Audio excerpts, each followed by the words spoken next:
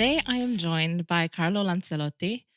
He is a professor of mathematics at the College of Staten Island and on the Faculty of Physics at the Graduate Center of the City University of New York, and one of the world's foremost experts in the work of philosopher Augusto del Noce, whose works he translated into English and available currently are The Crisis of Modernity, The Age of Secularization, and The Problem of Atheism. Welcome, Carlo. Oh, thank you, Alex. It's lovely to have you here. I have to say I was quite so the work of Del Noce is quite new to me. One of the fans of the show has alerted me to both Augusto Del Noce and obviously to your work tied into it. This is probably not surprising to you because you were essentially the force behind bringing Del Noce into the wider Western consciousness. He's a well-known figure in Italy and France, I think, but wasn't that well known in the West.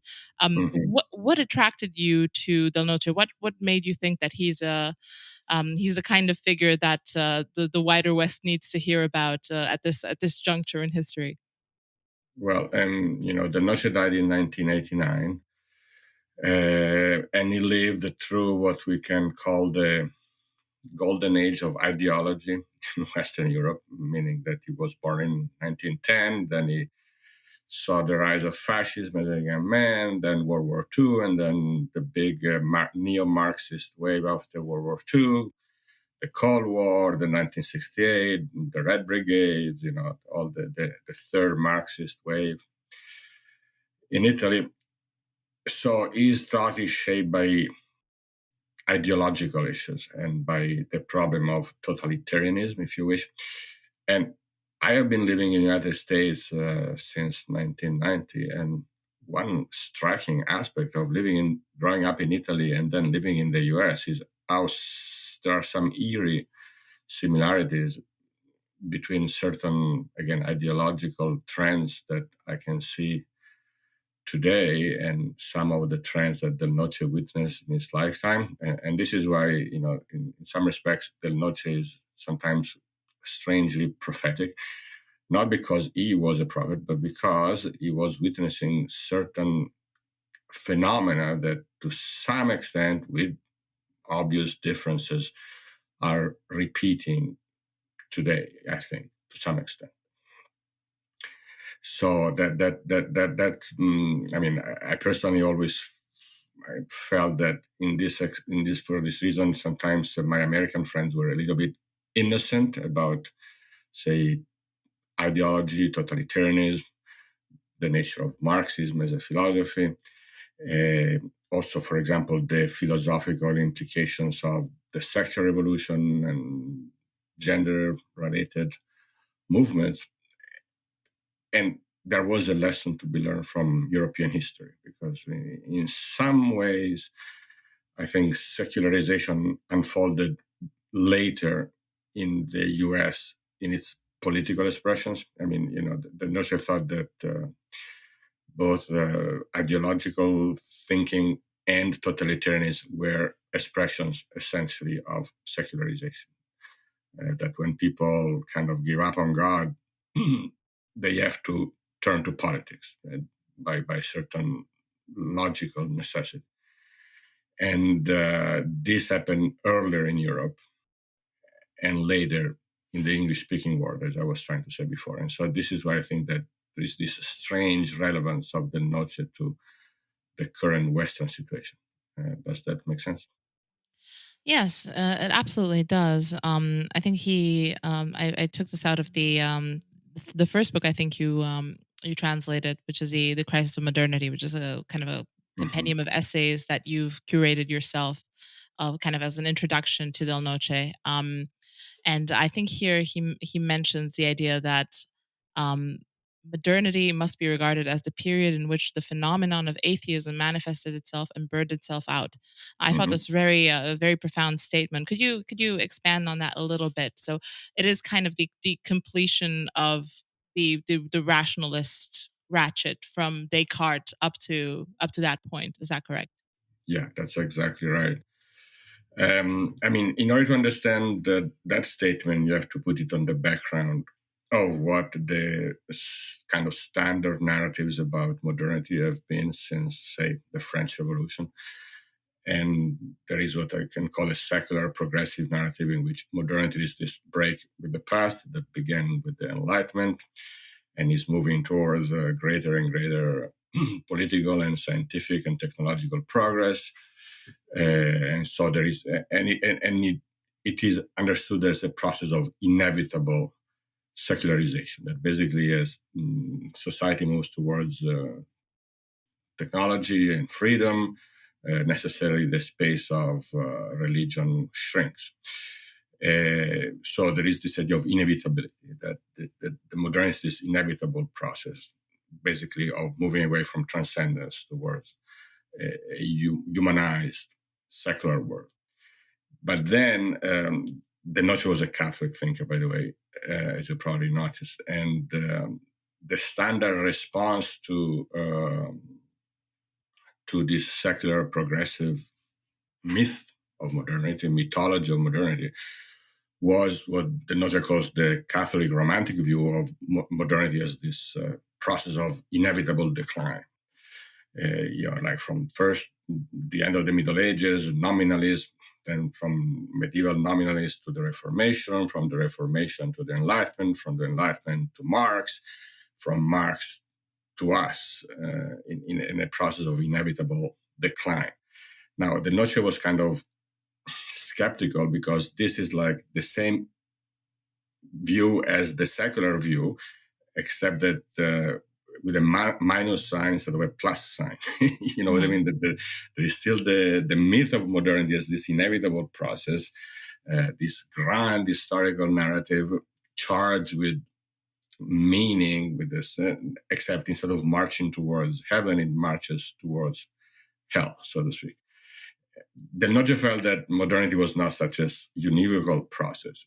It says that it is the period simply in which a critique of Christianity was formulated and in which Christianity had to answer, right? And so he sees modernity as a double phenomenon in which there is, for the first time after the Middle Ages, people started calling into question, say, the Christian idea of transcendence, the notion that we are fallen, the fact that we are made in the image of God. There are all these philosophical and theological ideas that are politically relevant. They're not just religious doctrines, but they form a worldview. And the Noce believes that in modernity is when this worldview was challenged. And this is what he means by the expansion of atheism, because for him, atheism is a post-Christian phenomenon. The atheism, today could not have existed before Christianity because it's defined precisely by denying those Christian ideas. On the other hand, he also thinks that modernity is the time in which Christianity had to answer. And this answering actually created new thought, new ideas, and the possibility of purifying and clarifying the Christian worldview, or for him, the Catholic worldview. So much so that, Del Noce tends to interpret this in terms of the history of philosophy because he was a professional philosopher. So he looks, the big European thinkers as a reference. And he identifies not one line from Descartes to Hegel to Marx to Nietzsche down the atheistic path, but two lines. There is also what he calls mostly continental French and Italian line of philosophy that through people like Pascal, Vico and Rosmini in Italy, and then in France, Maritain, Giussani, and Neo-Thomism, and all kind of thinkers picked up the challenge of modernity, the challenge of atheism, so to speak, and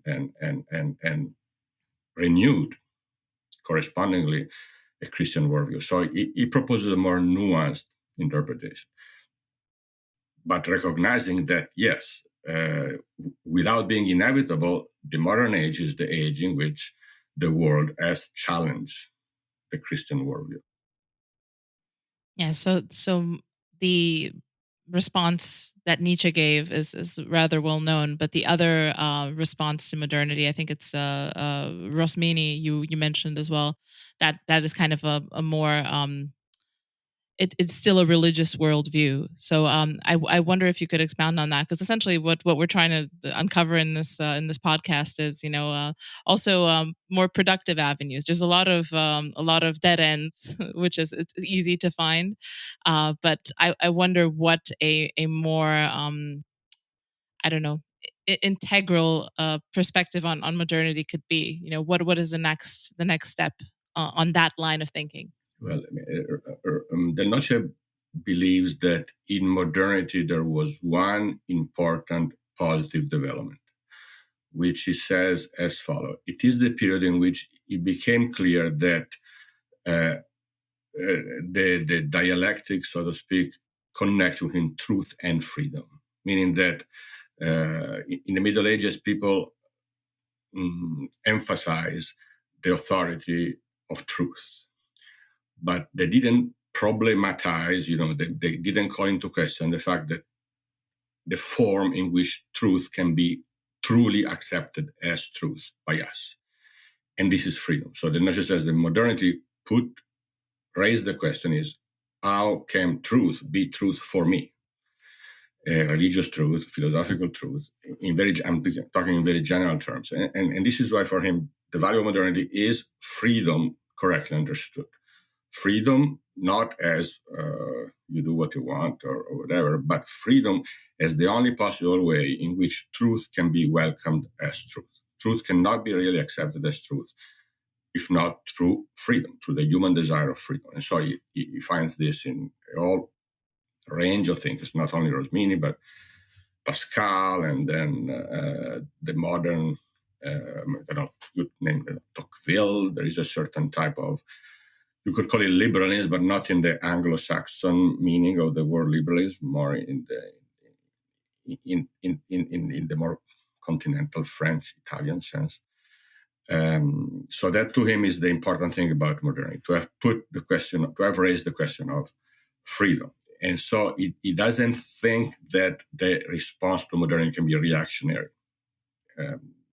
Because to him, a reactionary is somebody who wants to go back to a utopian past, a past that cannot come back, reasonably speaking, and that probably never existed, because even the Middle Ages had their share of troubles. and so the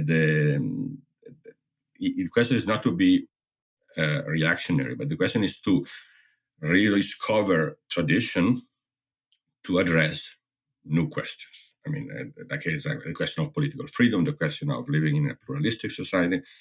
I don't know. So that seems to me is the big topic. The topic of freedom is the modern question, in his opinion.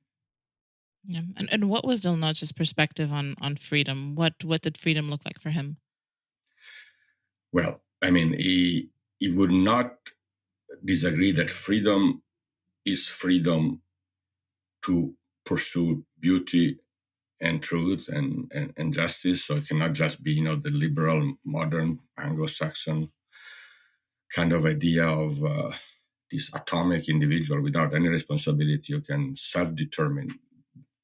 We can certainly say that's not what he means. But he grew up under fascism, and then he faced communism. So his idea of freedom, I would say, means that at a political level, the first freedom is freedom of religion, meaning that people have to be able to pursue the meaning of life, to pursue the truth.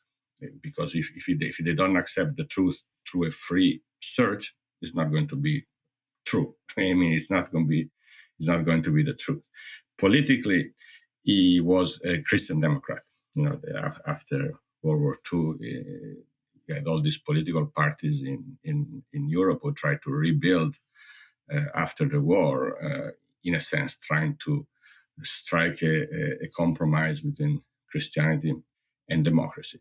Yeah, that's basically where I would put him, a form of moderate liberalism that emphasizes that The thing he says also is that, from a Christian, political Christianity cannot but be affected by by the doctrine of grace, right? The fact that God wants us to accept Him freely, right? The nature that grace offers itself to nature freely, not imposing itself. This means, for example, that He would not accept a confessional state. I mean, Del Noce would think that it would be a betrayal of religion, because what he says, talking about Dante, for example, is that once one tries to establish a confessional state, what happens is that the church becomes a tool of the state. I mean, the idea of a certain kind of there is a certain type of integralism that thinks that, in a sense, the state should be at the service of the church. But Del Noce thinks that because of our fallen state, of our cupiditas, our greed, every attempt to use the state as a tool of the church always turns the church into a tool of the state. So that's another aspect of his, say,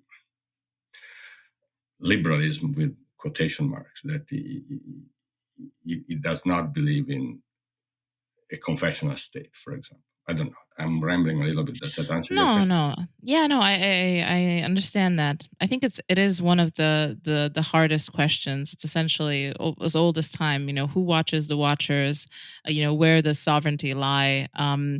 The the issue that, the integralists also encounter, and I think, that Del Noce also grapples with, especially because in the introduction of the first book, you mentioned that, he was very much affected by growing up under fascism, the problem of violence as well, and seeing that in his perspective could not be a part of the state. There had to be a better way, I guess, in some Mm-hmm. simplified form.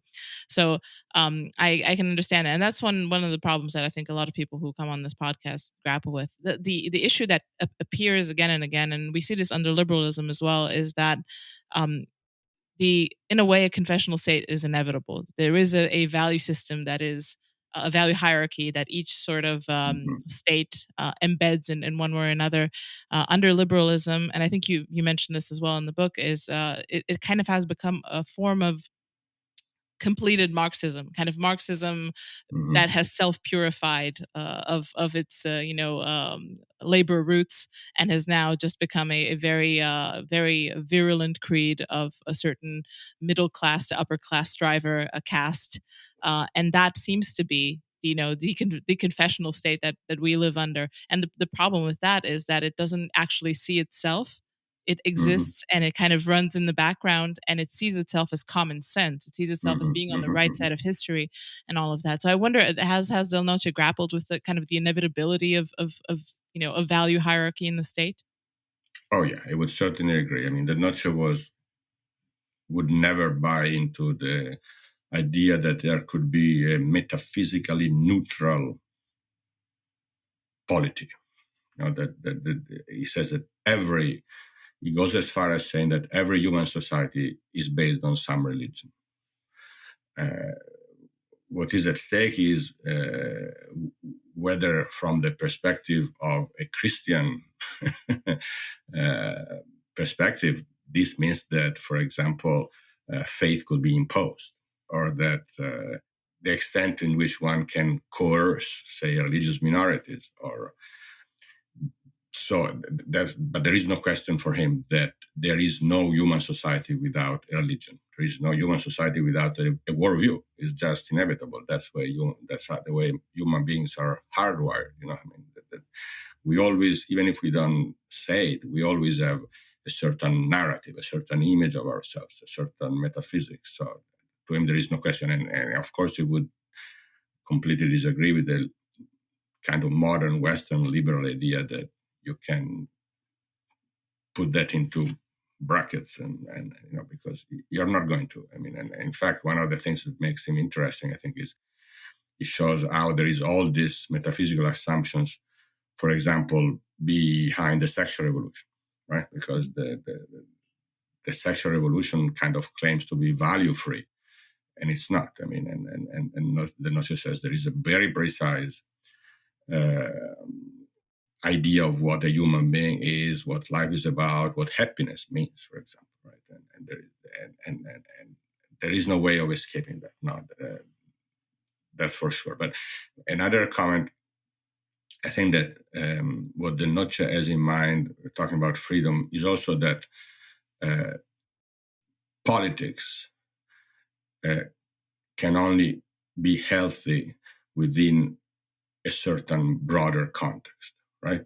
Which does not have to be, a specific religious creed, but must be at least a consistent ethical, anthropological vision, right? And if you some sort of transcendence, something that transcends politics, that goes beyond politics. When you eliminate this, when you eliminate religion in the culture, when you eliminate again ethics, when you eliminate meta-political ideas, politics goes crazy. I mean, or politics becomes a replacement for religion. So another problem with that why Del Noce was not, how can I put it, would not call himself an integralist, even if he strongly affirms the integrity of the war vision, the fact that you cannot have politics without a religious vision. But the point is that politics has to be put in its place. I mean, because what happens very often, not always, but often, is that even integralist projects tend to put politics at the center. I mean, at the end of the day, a renewal, you're asking for something positive. The possibility of a renewal will require some genuine religious conversion. I mean, will require some genuine renewal of society before the renewal of politics. So the question in debate that I see is sometimes, can politics renew society? There is all these people talking about the fact that, that laws are pedagogical, which is true. And the fact that if you have that the political power does affect society, that's true too. But there is a logical leap to go from that truth to missing the fact that at the end of the day, politics reflects the way a society understands itself, the way people in that society understand themselves. And politics alone, let's put it this way, politics alone will not save us. I mean, that seems to be very clear. And so in a sense, one has to put politics in its place. You know what I mean? Yes, it's a hard kind of almost like a chicken and egg problem because it's so all encompassing, and like you said, it's kind of an ersatz religion now for a lot of people, and it seems to be the tool with which problems are solved, especially because it is now considered to be downstream from science. We have political science, we have kind of algorithmic solutions to everything, and once we find the correct solution, there is a correct way of doing politics, a correct way of organizing society, then we don't actually need politics. We just have the machine running the Yes, perfect policy. but you see, there is an analogy with what Del Noce said about politics and religion, that when religion tries to dictate politics, then politics will shape religion for the sake of power. The same happens with science. The theory is that the experts direct policy, but then what happens is the expertise becomes politicized. We have seen this with the pandemic in many respects. We see it every day, that since there is politics is about getting and managing power, then the purity of science itself will not last very long, right? I mean, because once science becomes the tool for power, it will be bent to the needs of power. Exactly. Yeah, I think we see this in all sorts of ways. In a way, science has become the kind of enforcement mechanism of the priestly caste. It's just a legitimating instrument for a lot of stuff that's going on, like Absolutely. um, there's the probably some surprising changes that I don't know if Del Noce probably intuited the direction that it would go into, but I think we've reached a bit of a fever pitch with now transitioning with kind of gender theory and all of these things where you know call it a Gnostic heresy or whatever you like. It's kind of extreme Cartesianism where people just completely turn themselves into customizable meat puppets and kind of reject their worldly being and try to become better. I wonder what his perspective would have been on what's going on with whatever this is. Yeah, I mean, you mentioned Gnosticism. He borrowed from Vogelin the idea that Marxism and Hegelianism have a Gnostic flavor, although it disagreed with Vogelin about whether this was really the same as the old Gnosticism of ancient times. He thought it is a different phenomenon, but the way he puts it somewhere is that there is this deep-seated idea that in order to be free, there must not nothing given to yourself. You must create yourself. He quotes often a passage from Marx from the manuscripts of 1844, in which Marx says that if you are created, you cannot be free, right? Because if you are created, if you are given, your body is given, your being male or female is given.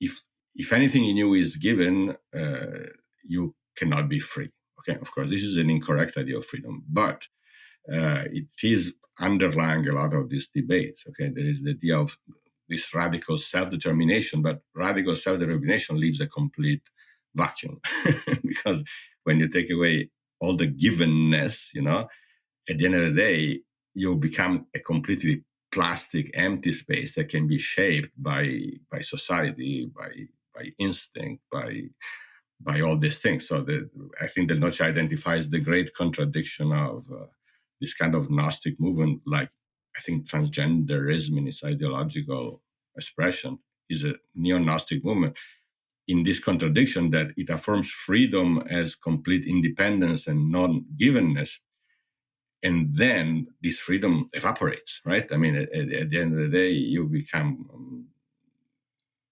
completely arbitrarily driven by what?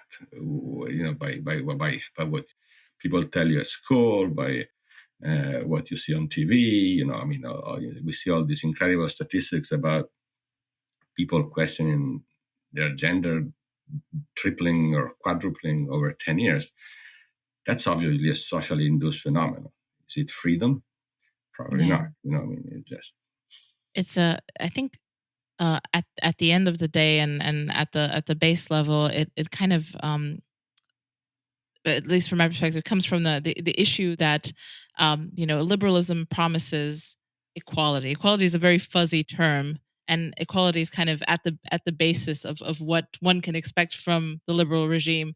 The problem is that in reality and in nature, no human beings are equal in any dimensions, and also whatever graph you want to take, there's going to be inequality by the sheer randomness of genetics, environment, whatever you want to call it.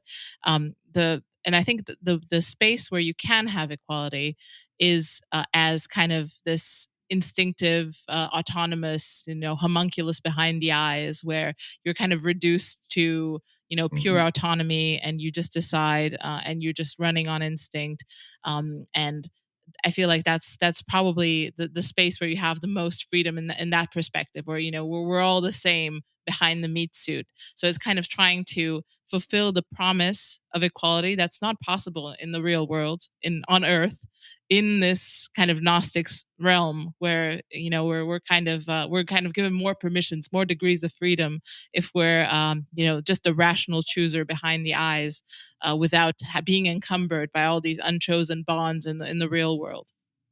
Yeah, it's also the promise of radical independence to some extent. The fact that uh, cutting all bonds, all ties, that's another way of incorrectly expressing freedom. Like freedom is the cutting of bonds, the cutting of ties. while a simple examination of our experience shows that we are free the more bonds we have, right? Like family bonds and social bonds, religious church bonds. Human beings are the creation of their relationships. I mean, we are our relationships. We are our memories.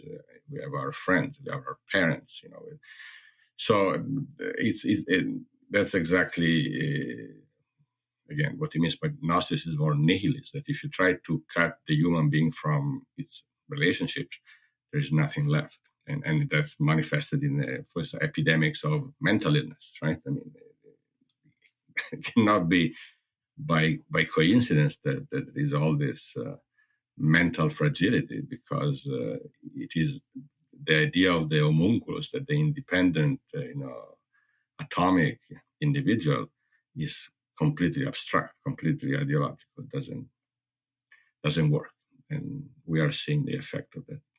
Yes, and completely equal because in a way, all of these bonds, family bonds, like you said, church bonds, these are a very big and important factor in inequality. You hear about men's, boys clubs and nepotism and all of this stuff that to be honest, used to just be the way things worked until 5 minutes ago, just because you knew someone who could solve your problem.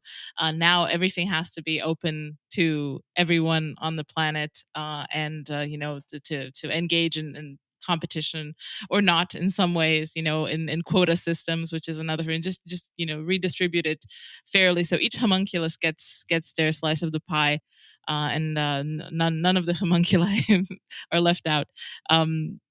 I also wanted to ask you, because kind of the problem of violence keeps cropping up, and I know Del Noce was very concerned with this.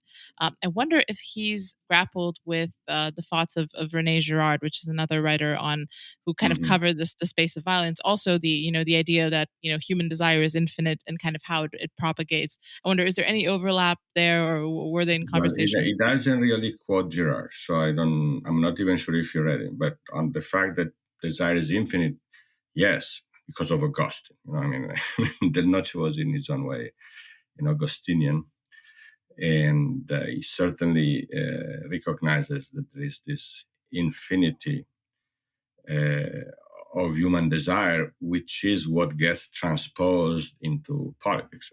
He also talks about the what he calls the bourgeois worldview.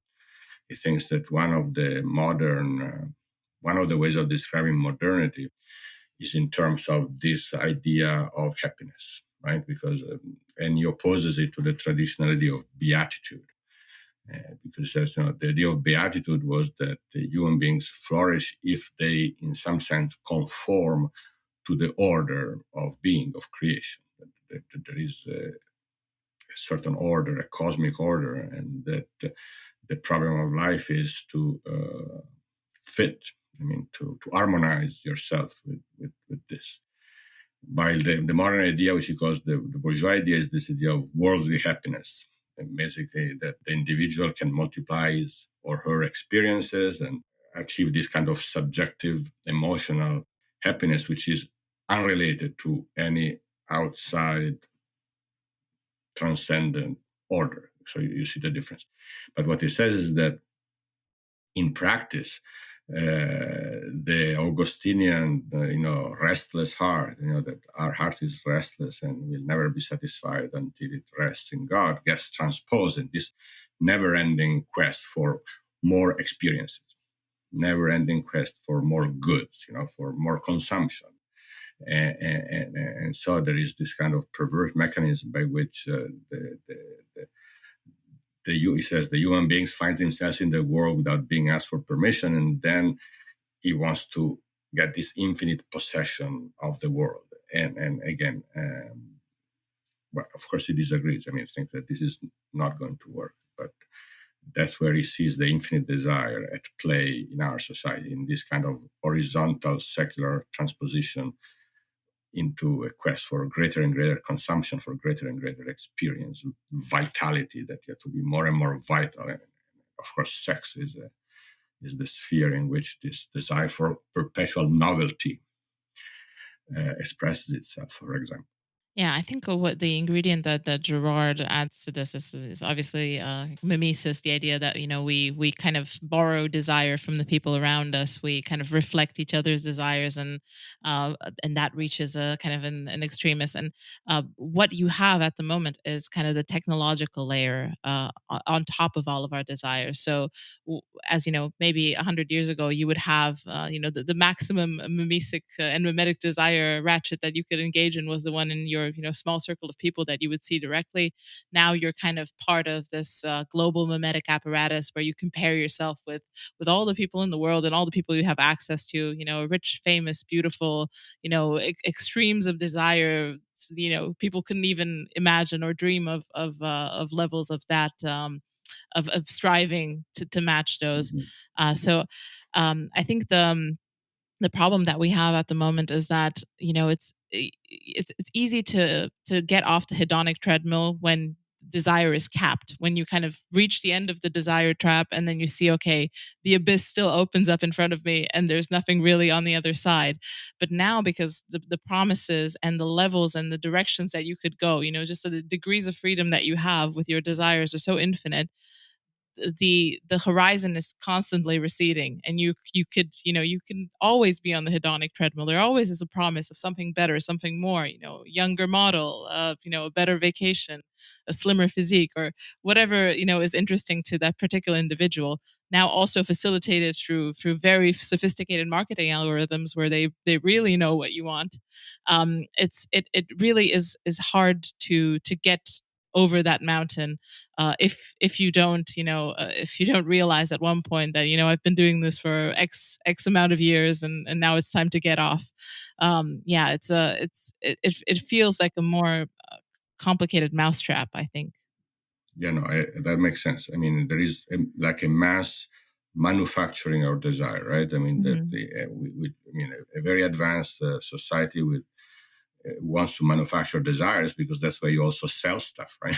If you want to sell more stuff, you have to create the desire for that stuff. And so our society does excel at manufacturing desires. But I mean, we do know that ultimately the deeper human desires are still there, right? There is still a deep desire for unity with other people. There is still a deep desire for meaning. There is a deep desire for beauty in many forms. And to the extent that these desires have to be set aside to make space for all these mimetic desires, as you call them, that again generates alienation, right? Generates a new kind of alienation because people deep down, I think they know that there is something missing. I mean, I'm pretty confident that they do, and that again, going back to this, all the epidemics of depression, mental illness, I think that is in part due to this denial of the deeper desires. Huh? Don't you think? Yes, yes. I think the hard part about the deeper desires is that they're kind of contextual. Like, for example, if you have a multi generational family home where you have to take care of the elderly, and they take care of your children, that's kind of a different type of context than, for example, now we have the revealed preference of each having our own home, and we all can afford to have our own home. We don't have to live with our grandparents. I think some people do move in back in with their parents, for either spiritual reasons or whatever reasons, or monetary reasons. But it seems to be like in economics you have this concept of revealed preference. This tends to be what people want to do. They want to drift apart from each other. They want to. And then the problem is that, like you said, you cannot reach beatitude, you cannot reach fit in those conditions, because you're not made to live alone eating, I don't know, frozen TV meals every Mhm. night in a cubicle somewhere. But that slowly, it seems to be the thing that you want to do. It is kind of the revealed preference, and then people get stuck in that. And I think it's hard to go back, because the problem is, leaving the place where you find beatitude. There's a lot of sacrifice in living with people who are not your generation. This is just one example, living with the elderly parents, taking care of them, things like that, which we've kind of slowly divested from as a culture. And those were things that people would find, that those were worthy sacrifices where they would find that type of satisfaction in the past. But Hmm. now, even the circumstances where, for example, you would go to the bakery to buy bread. No need. First there was the supermarket, they had bread there. Now the bread comes to you. All of the places where you had that social friction, where you had to be sociable, where you had to, cultivate the skills to actually interact with people, not make them upset at you. You didn't want to have conflicts with your butcher because that's where the meat comes from. Things like that. Those skills are kind of out the window. And I feel like a lot of people are in a bit of a desperate point where they don't have the resources to kind of bootstrap themselves back into a situation where they get to have all of that Hmm. interaction. So I think it's hard, I think, for a lot of people to see exactly what is wrong. They just feel like, okay, I've been doing the things that they've told me to do, and everyone else is doing them as well. There is also kind of this game theoretic problem there, because if you want to be very friendly with your neighbor, but he thinks that you're just very creepy and he doesn't want to have anything to want to do with you, then that's going to be hard to, be very, a sociable and nice creature. So, yeah, I think there's quite a few levels to this, and for me, it's very hard to see kind of how you you walk this back together, if that makes sense. Yeah, no, that makes perfect sense. I mean, I would say two things, so that this is becoming more clear. I mean, we are, I think, at the end of an era. Maybe we are more at the end of an era in the places where the era began, like the US, than we are in places that are still catching up. Like, I don't know about Eastern Europe, but many places around the world are still becoming Americanized in the sense of that you just described.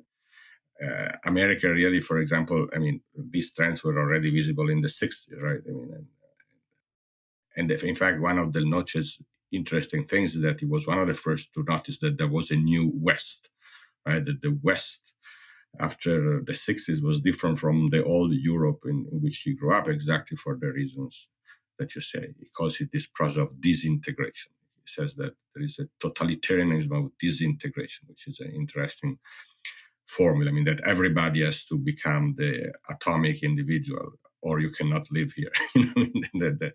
And but now, as I was saying, the very fact that we can talk about it in a way that we could not have talked about it 20 years ago.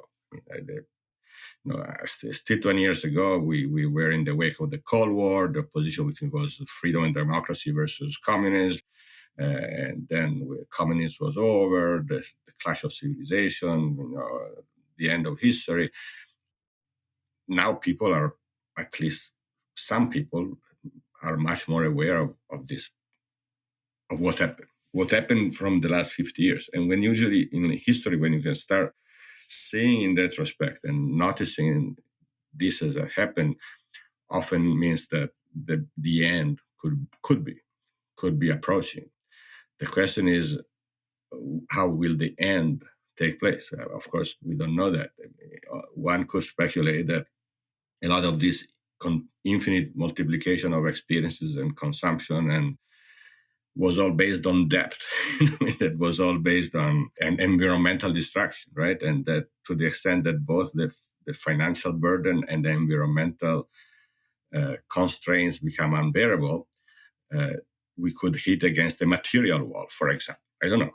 I'm saying that this is perfectly possible. The other aspect, though, is that Del Noce emphasizes a lot also being a Christian Catholic philosopher, that the Christians have to become aware, because for a long time, the kind of a dominant attitude was that we can baptize these trends in some sense, that, especially in the sexual sphere, there is always a thing that these things are inevitable, that these things are just a consequence of technology and progress, and that so we have to adapt.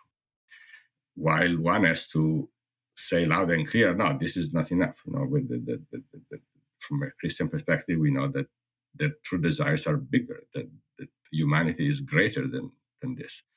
So there is both a possibility of a material hitting the wall and the possibility of the church stepping up and doing its job, which Del Noce says is not to conform to the world, but to protest, to protest the world, to say, to contest, to say, no, I mean, this idea of happiness is not adequate. It's not going to make anybody happy. So these things may be the two things that get sand into the machine. They stop the process. But as I said, the very fact that we're talking about it, I think, is a sign that things are starting to change, perhaps. Yes, I mean, there's definitely a growing subculture of people talking about these problems, and I feel like it's it's very hard to say, okay, who done it, what exactly was it that kicked off the issues, but it's definitely one of the big topics now, and I feel like a lot of people are trying to find solutions that are. Um, a bit fragmented. For example, there are people, trying to re-engage with localism. They're trying to, I don't know, be self-sustaining as well, and or they're also trying to approach the eco angle on this. Like you said, the environmental angle is important as well. I mean, it's been kind of traditional on the right, at least in the last 30, 40 years, to not really engage with the eco angle because it was so dominated by the left. But the material world is finite. It is true that at one point things will stop working, and the interesting part about kind of this the conversation on this new right, so-called new right, is that these capitalism isn't necessarily seen as like this kind of almost historicist force that is going to pull us out of any problems. There might be problems without any solution. So I think it's much more realistic and much more engaged with actual problems like environmental despoiling and all of that. So I think that's an important part of this as well. Yeah, what the solution is going to be is a hard one, and that's one that I'm trying to slowly piece out for myself and for whoever's listening to this. But like you said, it's probably going to be revealed to us rather than something predicted. Hmm. Yeah, and it will involve ideas for sure. I mean, because that's the thing that, the last 50 years, this scientific kind of model has kind of pushes towards interpreting everything in sociological terms, right? There is a tendency to think that philosophy doesn't matter. That the sexual revolution was because of the pill, for example, or because women got to work, or that Del Noce thinks that ideas do matter, and so that in some sense, what this solution will involve is a rediscovery of uh, certain ideas. The idea, for example, that it talks about of the invisible, that the mystery, the idea of the transcendent, uh, the fact that there is something mysteriously flawed about human beings. The doctrine of the fall. I mean, a sense of limits of politics, a sense of there are many things that have been lost and need to be retrieved in the realm of ideas. But it cannot just be done by the philosophers. I mean, it must be as a culture to. It's more important to talk, say, about beauty, about architecture, about educating the children, about things that relate to experience and bring back the eternal ideas through people's experience, right? And this is why politics, in some sense, can only play a subsidiary role. I mean, politics can help, but the important thing is to have places and communities in which the deeper desires, the deeper human questions, are an object of conversation and experience. The whole notion of because we live in a very abstract world. What all we described about is very abstract. Then if people compare with their experience, they know that the idea of sexuality on JQ or GQ or Vogue or Maxim is not going to make anybody happy. I mean, they know it. But in order to sell, in order to create this artificial desire that we discussed, one has to detach people from their experience. You know what I mean? From their self-reflective comparison with their heart, with their interiority. And so I think the single most important thing is to have places and people in which we learn again to compare things with our humanity, with our heart. And then the false desires will be exposed and the truer desires will emerge. Now, that may sound generic and maybe, but I think it's the only possibility. It must happen that way. It is not something that politics can produce. You know what I mean? Hmm. Yeah, it must happen at the level of a reconnection with the body as well, and kind of having that embodied existence. This also sounds a bit trite, but just doing things with your hands is as grounding as anything. Maybe having a relationship with nature, having a small garden, or Growing tomatoes in your backyard. You know, what I mean, exactly. It sounds that's real. It brings you back in touch with reality, which is really what we need. exactly. Clear feedback mechanism. If you don't water them, they don't grow. There's a cyclical nature to it. It's not all, the graph goes up. It's not progressive. It's got, it's gotten the whole of reality built into it, all of these processes. And I think, gardening, agriculture, all of this stuff, it kind of pulls you back into reality. But what's very heartening to me is that I feel that the failures of the current regime are becoming very clear to many people. Yes. And that's what I was trying to say earlier when I said that we are at the end of an era when people start to realize that they were sold a defective bill of goods. Exactly. It's starting to, Adam Smith said that there's a lot of ruin in a nation. I feel like we're kind of slowly scraping the bottom of the barrel in many ways, and you see problems happening in reality. The bridges won't hold, the wars are not won. There's a lot of money is not enough of an insulation. Even money is fake, as you can see by all of the inflation that we're dealing with. Whoever is causing it, all of this, there's not an infinity of wealth that you can run on. And I feel like a lot of people, especially more smart people who have aspirations to be elite, are slowly turning from this creed, which has been kind of the elite creed for a long time, and looking for something else, something that also has an element of the transcendent. There's kind of been a resurgence in all sorts of different, traditional Catholics abound. There's all sorts of things that are kind of becoming more high status, I think, for a lot of people, and I think that is a very good thing, because a lot of these things tend to trickle down. A lot of these ideas, like you said, because ideas do have consequences, they are adopted by a counter elite first, and then that counter elite tends to influence a constituency, or has client constituency, and from that's where it trickles down from. So I'm Absolutely. The Noce emphasizes that, secularization has not been a process of denying faith or religion. It's been a process of denying religious questions, right? Of denying that you have to ask certain questions. And that's what makes totalitarianism, is to deny, to forbid questions. So accordingly, the biggest revolution is to ask questions again. If you start asking questions again, you're on the way out of the pit. And including religious questions. And I see there are more and more people asking questions. So I think that's a hope. Yes, yes, it is very hopeful. So hopefully this is one of the places where people ask questions. I ask questions on this show. I want to ask you the question of the show. This is a question that everyone gets, and I should have let you know that this is a question everyone gets. But sometimes it's good to be surprised.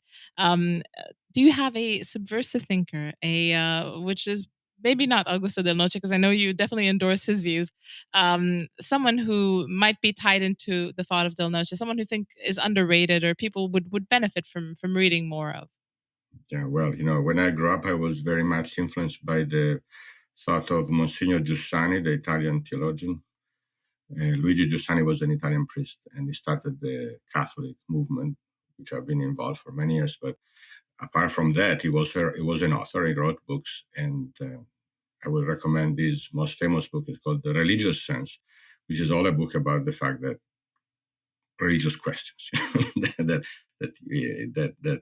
human beings are not this very highly evolved animals that will be happy with a list of goods, food, sex, housing, cars, vacations, but that deep down, to be human is to have an infinite desire, to have an infinite question. I think that's the most subversive thing to say, in a sense, isn't it? I mean, Yeah, at this point in history, just a kind of an associated question: was there any point in your life where you kind of faltered in your faith, or had any doubts in your faith?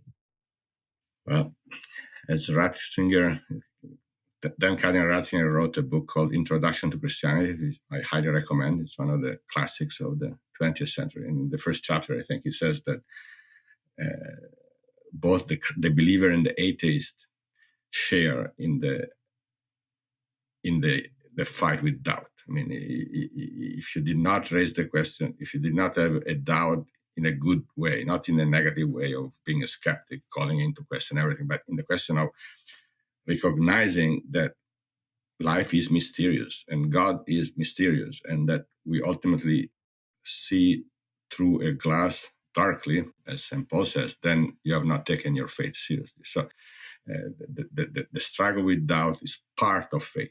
It's not the negation of faith, but it is part of faith, because you have to take a stand. You know what I mean? Faith includes, is not like, oh, two plus two equals four. Fine, I'm done. No. Faith is struggling with, like Jacob struggling with the angel, and that's where doubt takes a positive meaning. If you talk in a sense of really having trouble believing, I think last time was when I was a teenager. But what is clear is that every minute of our life, we face the struggle with the mystery that we don't see. That's part of it. That's part of the journey. It's not against the journey. Yes, that's a wonderful way of putting it. And on that very kind of inspiring note, I'm going to end our conversation, but I want to also direct people again to the translated books that you've put out, the Crisis of Modernity, the Age of Secularization, and the latest one, the Problem of Atheism. Thank you very much. I will say read them in that order because the last one is the hardest one. So anyway, the first one is the one that I put together to introduce people to Del Noce. So I would recommend The Crisis of Modernity as the entryway. Okay, perfect. That's how I started. So that's perfect. And you are also on Twitter. Is there any other platform that people should go to find your work? No, not really. I do write articles here and there, but if I write something, I will advertise it on Twitter. So you will know. Okay, perfect. I'll link that in the show notes. Thank you so much, Carlo. Well, thank you for having me.